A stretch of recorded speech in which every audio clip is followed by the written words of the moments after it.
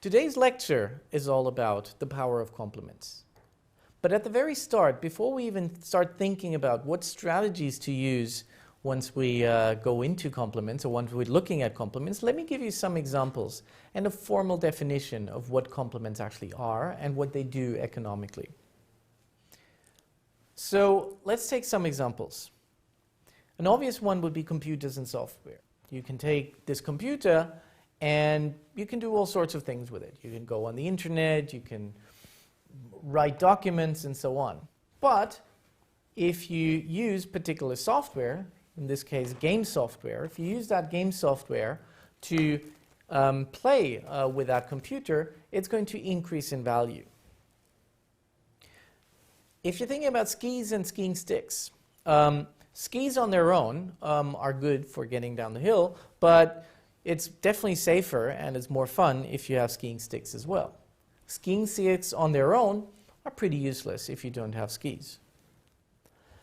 Now think of smartphones and apps. If you don't have any apps, then using a smartphone as a phone is still fine. So you get some utility from using the phone as such. But the power of smartphones really comes from the fact that you can install little programs, applications that you can then use basically as a computer on your phone. And that's where the main utility, the extra utility, comes from.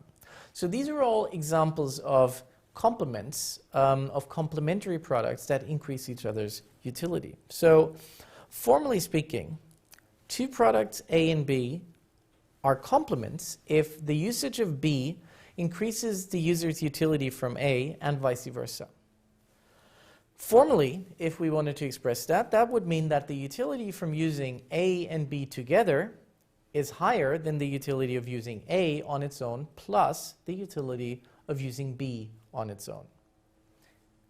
And let me give you a numerical example, just plucked out of thin air, of course.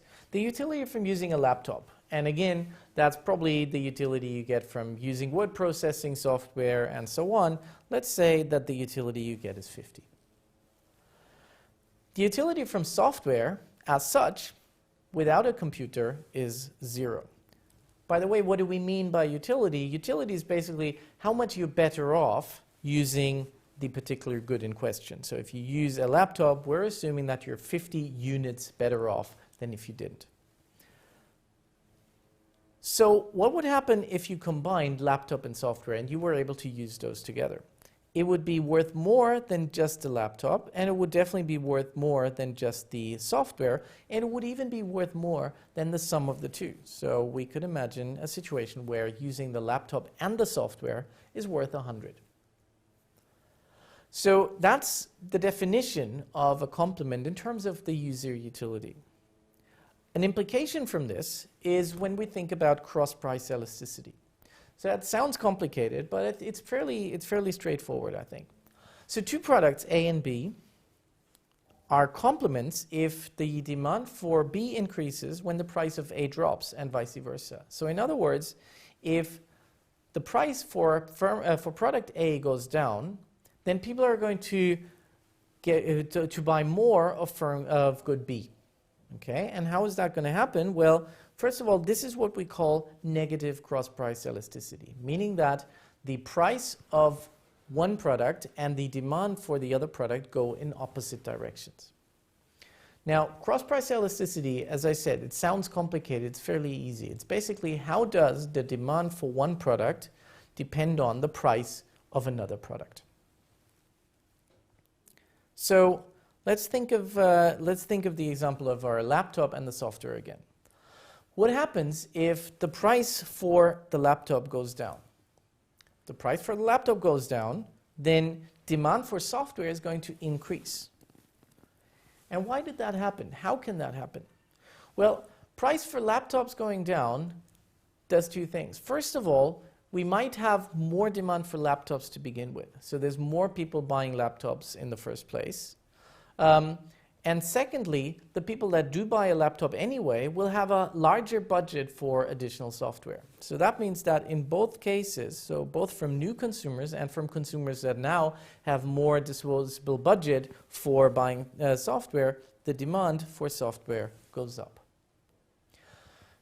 So far, the complements we've looked at were fairly obvious. I mean, you know, software and computers, skiers and skiing sticks and so on, that's fairly obvious. But sometimes complements can show up at the most surprising places if we think about it and if we look around. So even substitute goods, so goods that would typically be bought either one or the other, can have complementary effects. So for example, if a price cut of the substitute good may decrease market share, but at the same time it can increase the size of the market, the net result, the net effect, can be positive. So again, let me give you an example of this. If we have two cloth shops in the same mall, okay, so you can buy all sorts of cloth. If shop A now initiates a price cut, that price cut is going to do two things. First of all, the people that went to the mall already might go to shop A rather than shop B because it, relatively speaking, has become cheaper.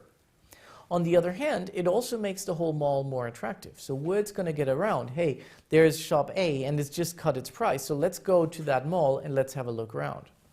So this is going to mean that for shop B, even though their prices have not changed, and even though their prices of a competitor have decreased, I might still see a sales increase because I have additional consumers that went to the mall and end up buying from me.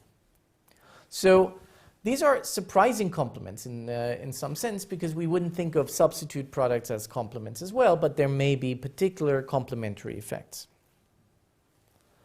So I hope that by now you got some intuition of what we mean when we talk about complements. So for now, let's move on and talk in the next couple of lectures about the kind of strategies that firms can implement in the light of complements. So stay tuned and see you in a few minutes.